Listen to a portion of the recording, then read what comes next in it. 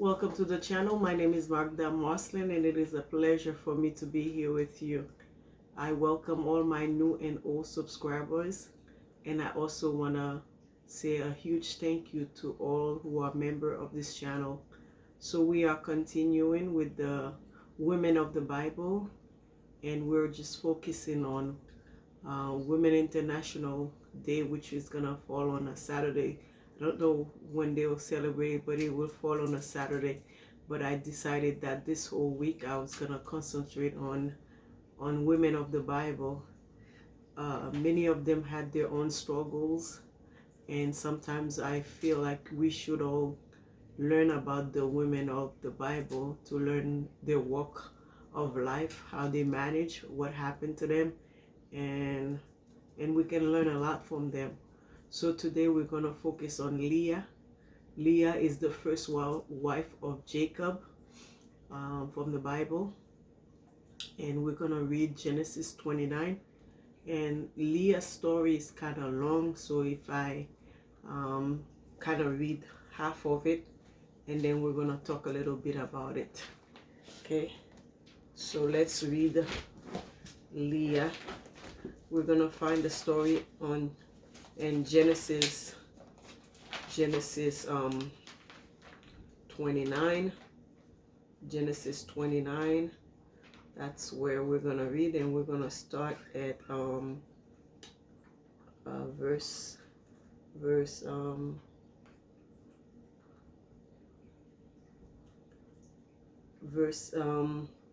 15.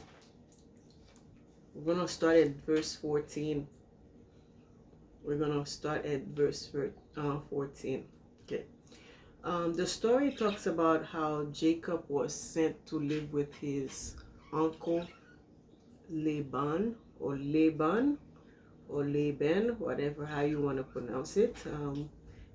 So Jacob was sent to live there because he had a dispute with his brother for stealing his birthright. So Jacob had to flee from Esau, so Esau did not kill him, because Jacob tricked Esau so many times. So towards the end, Rachel had to, so his mother Rebecca had to make sure that she sent him off to live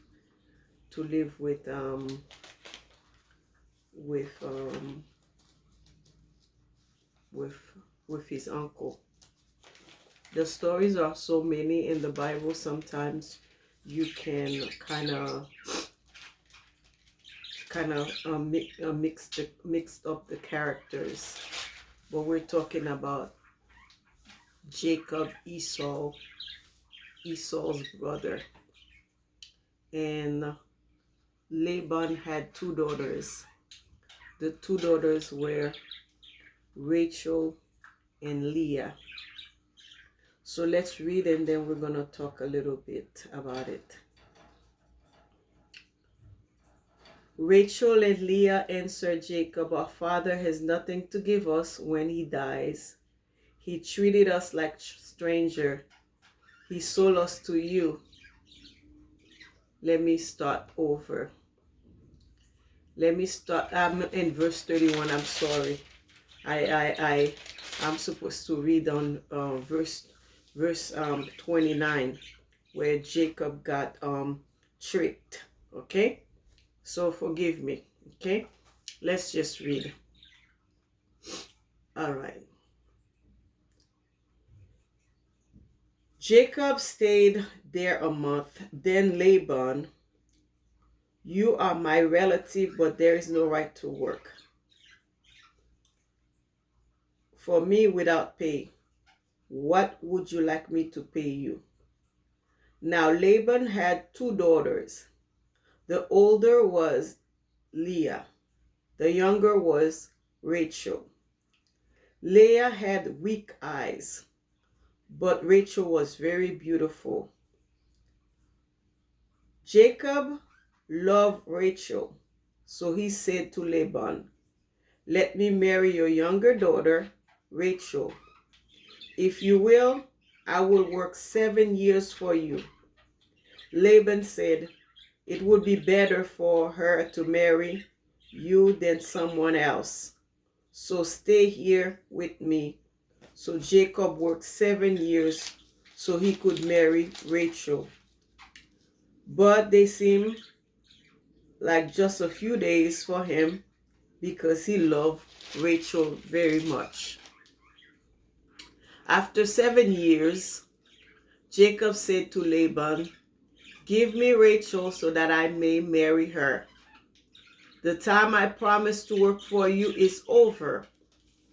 Laban gave a feast for all the people there. That evening he brought his daughter Leah to Jacob, and they had sexual relation. Laban, they had sexual relation. Laban gave his slave girl Zilpah to the daughter to be her servant. In the morning, when Jacob saw that he had had sexual relations with Leah, he said to Laban, what have you done? I worked hard for you so I could marry Rachel. Why did you trick me?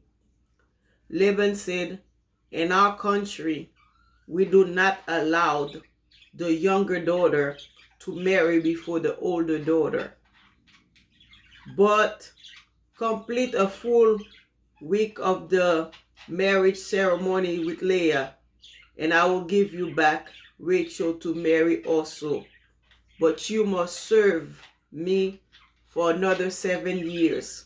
So Jacob did this. When he had completed the week with Leah, Laban gave him his daughter Rachel as a wife. Laban gave his slave girl Bilhah to the daughter Rachel to be her servant. So Jacob had sexual relations with Rachel, and Jacob loved Rachel more than Leah. Jacob worked for Laban for another 7 years. So at the beginning of the story, we see that Leah was not chosen. She was not in the book. She was not someone Jacob was about to have as a wife. She wasn't picked. She wasn't the pretty girl. In our society, we know how women are viewed. You're supposed to be beautiful, have beautiful eyes, beautiful hair, beautiful shape, because that's how they described Rachel. But they did not describe Leah like that. So from the beginning, Leah should have known she was in trouble, because Leah was being chosen just because of the law of that country, where the older sister is not, the younger sister is not supposed to be married before the older. So she was just given. Her father probably had bad view about her because he felt that he had to trick a man to marry her. We can sit here and talk about all the unfair things that happened to Leah. Leah wasn't chosen.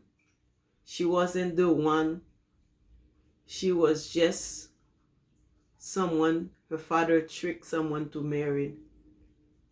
Because when Jacob saw Rachel, he automatically was willing to work 7 years for her. And when he saw that in the morning, he saw Leah, he says, what was that? He went to the father and said, what did you do? This is not the woman I want to marry. But that's what the father gave him. because he didn't want his daughter to be left without a husband. So women are faced with a lot of issue. You can marry someone who doesn't really love you. You can be married. In other countries, they have arranged marriages. Some of them turn out good, some of them turn out the other way, but that's their costume. They do it however if they feel that is best. And we are pressured to have this beautiful image. This is the way we're supposed to be. Even in the Bible, we see what happened to Leah, because they give a great description of Leah. Then they gave a negative description. They gave a great description of Rachel, but they gave a bad description of Leah. It says the older was Leah, the youngest was Rachel. Leah had weak eyes, but Rachel was very beautiful. Here, Rachel was very beautiful. They didn't say that for Leah. So I could imagine being in that family. When somebody comes over, they will probably say, not that one, I'm looking for the pretty one. Or if they go out, you know, that one with the funny eyes, that's not the one I want. I want the one with the beautiful eyes, maybe beautiful hair, nice body. But we will read tomorrow about what happened with Rachel and Leah. we can say they both ladies were married. Now they both had to compete for a husband. Two sisters competing for the love of their husband. It must have been hard. It must have been very difficult for two women to compete for a man.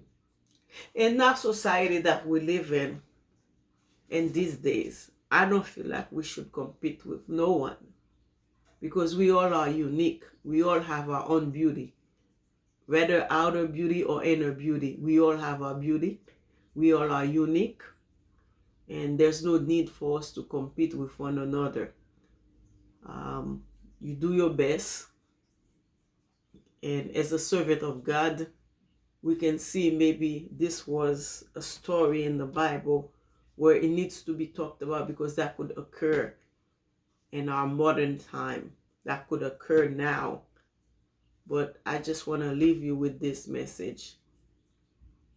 God knows what he's doing. And I believe Leah is about to learn perseverance. She's about to be resilient. She's about to learn so much from what happened to her. She didn't ask to have funny eyes. She didn't ask to look the way she did, but she came out like that. So that's Leah, who was not loved by her husband, who was not loved by her husband. But I'm pretty sure, as we'll read on, she was loved by God.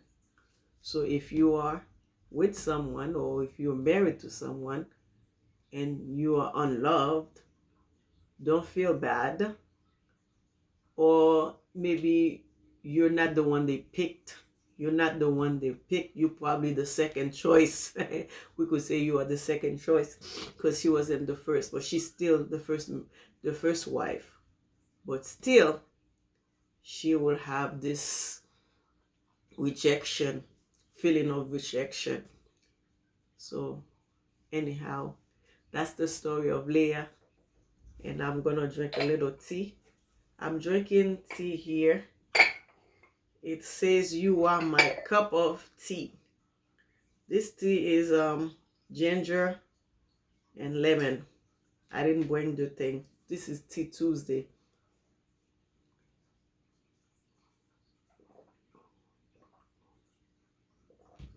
So I hope you will have a wonderful Tuesday. And you can read the story yourself also.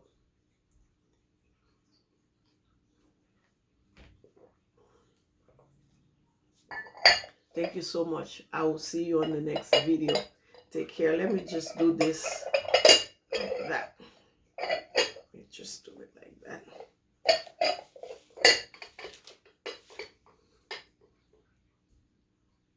Okay. Have a blessed Tuesday, and we'll see you tomorrow.